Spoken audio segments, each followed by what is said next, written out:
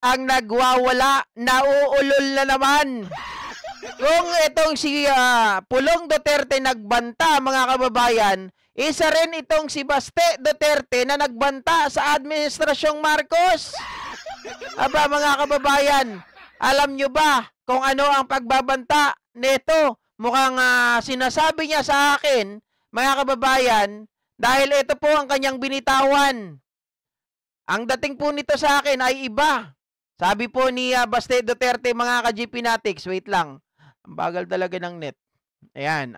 Ang sabi ni Baste Duterte, sabi niya, cornered animals become aggressive. Martin Romualdez, Bongbong Marcos. O, di ba? Pagbabanta to, mga ka-GP Natics. Cornered animals become aggressive. Parang sinabi nila na yung mga tao na pinahihirapan nyo, yung mga tao na ginagawa nyo ng hindi maganda, magiging agresibo yan at lalaban sa inyo. Once you say na aggressive, mga kababayan, di ba nananakmal? When you said that they are going to be aggressive, lalaban yan. Eh, dapat ilabas mo na. Baste Duterte, ang tapang nyo. Ipakita nyo na kaya nyo ang mga Marcos. Ano yan? Pagbabanta ba yan? Nayayariin nyo ang Marcos at Romualdez? Na itutuloy nyo yung pahayag ni BP Sara Duterte na yayariin nyo o yayariin niya etong si PBBM, yayariin niya si Epelisa at si Speaker? Go ahead. Diba? Gawin nyo yung gusto ninyo kung kaya nyo. Ha? Ang tatapang magsalita, mga kababayan. Eh, isang tao nga lang, di nyo kaya eh. Walde Carbonell lang, urong ang inyong mga bayag. Di ba, Rene? Amo mo to eh. Idolo mo to, di ba? Bahagang buntot, hinamon yung tatay ng draw doon sa Davao, sa munisipyo pa. Aba, hindi umattend. Sinundan ngayon yung anak naman, yabang-yabang, naubusin daw ang mga Ilocano. Pupulbusin daw na parang Marawi ang Ilocos. Hinamon ngayon ng isang Ilocano na bahag ang buntot.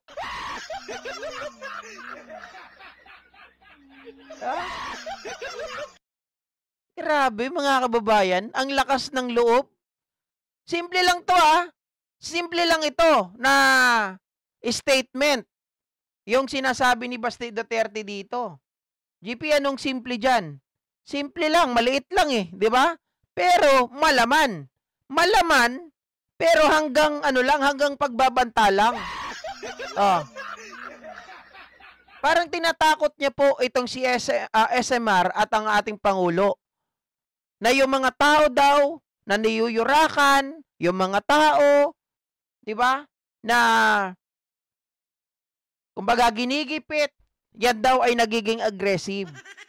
Yan daw ay lalaban. Totoo naman, kung animal yan, literally, mga kababayan, nalalaban yan. Pero, kayo nga yung kayo nga yung, tawag dito, kayo nga po yung abusado dito. Kayo nga yung pinananagot sa inyong mga kasalanan. Tapos tatakutin mo ang gobyerno. Para saan pa na nagkaroon tayo ng gobyerno? Kung ayaw nyo ring sundin, para saan pa na nagkaroon tayo ng konstitusyon kung hindi natin susundin? At para saan pa na nagkaroon tayo ng batas kung hindi po natin ito gagamitin? Diba? Sabi ni Cherry Olgado, yang mga pinagsasabi nila, gawain nila yan. Alexander Vicente, wala na kayong power, Pulong pag napatalsik si Sara Mau. Yun ang maganda. Subukan natin yung sinasabi nila Baste, mga kababayan, na kaya nilang manakmal, na kaya nila na maging agresibo. Puro naman salita ito eh. Puro ngawa. Bakit kamo, GP? Puro ngawa. Di ba sabi niya, nasa Davao na si General Torre, nasampal niya ba? Wala. Si General Torre, na general lamang, mga kababayan. Di ba? Siya mayor. General si General Torre, nagawa niya ba yung gusto niyang sabihin? Nagawa niya ba yung pagbabanta niya, nasasampalin niya pag nakita niya? Kaya pala makapal ang mukha na magsabi, nasasampalin ko pag nakita ko, hindi naman pala pupunta. Kaya, malabo pa sa tinta ng puset na siya ay makaharap at sampalin si General Torre kasi hindi niya pupuntahan. Diba? Sabi niya, pag nakita kita, sasampalin kita kaliwat kanan. Yun pala, mga kababayan, etong si Baste siguro, kahit nasa harapan niya sa General Torre, sasabihin niya, oh, sabi niya, hindi kita nakikita. Takot takrot. Diba? Ganon katakot itong si Baste. Tapos sasabihin niya, mga kababayan, mananakmal sila. Sasabihin niya na kaya niya. Hanggang ganyan lang kayo. Aur. Ano bang ginagawa ng aso? Diba? Tahol lang ng tahol. Oh. Sabi ni Arlene, bangag na naman si Baste. Robert Dimasin, ngayon lang napakagulo ng gobyerno dahil sa walang humpay na panggugulong pamilya Duterte. Correct. Diba? Oh, beauty na duwag kay General Torre. Kaya nga biruin nyo si General Torre, hindi siya tubong Davao. Pero, hindi nila nalaman na si General Torre ay nakatira rin sa Davao. Kumbaga sa atin, kung iisipan natin, mas malakas ang impluwensya ng Duterte kay General Torre. Pero may nagawa ba sila, mga kababayan? Ikumpara na lang natin dun Wala, hindi niya nasampal. Oh, nagharap sila sa Senado. Nagkaroon ng hearing. Nakita niya si General Torre, sinampal ba niya? Wala. Ito pa kaya, hanggang ngaw-ngaw lang yan. Alam niyo kung bakit? Wala na talaga silang power. Wala na silang say. 'Di ba? Wala nang Duterte magic.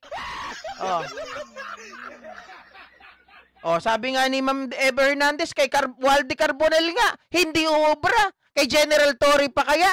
Kay Pangulong Bongbong Marcos pa kaya? Si Kibuloy nga na may glorified body na ilang beses daw nagpabalik-balik sa langit at ang kanyang pintuan at doorknob, diamond ba yun? May nagawa ba kay General Torre? Wala! Kaya hanggang ganyan ka lang, Baste. Alam mo, asikasuhin mo muna yung Davao habang nakaupo ka pa.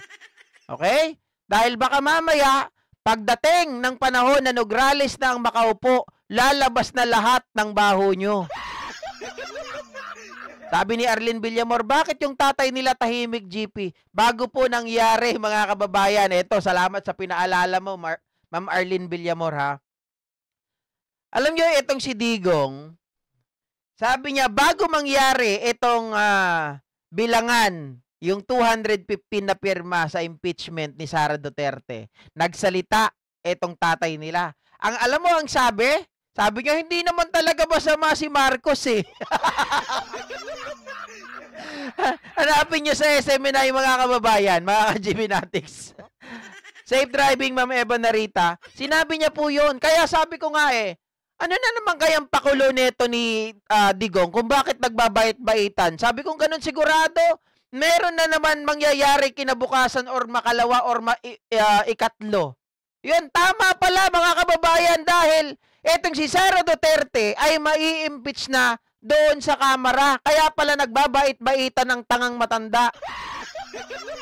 Diba? Sabi niyang gano'n, no? Hindi naman talaga masamang tao si Bongbong Marcos Teka lang, hanapin ko nga yung content ko na yon. Ay, nandito yun Hindi ko lang natakil sa inyo, mga ka-Gpnatics, pero totoo yun. Ayan, Kaya nga sabi ko rito, sana ba yun? Pixar.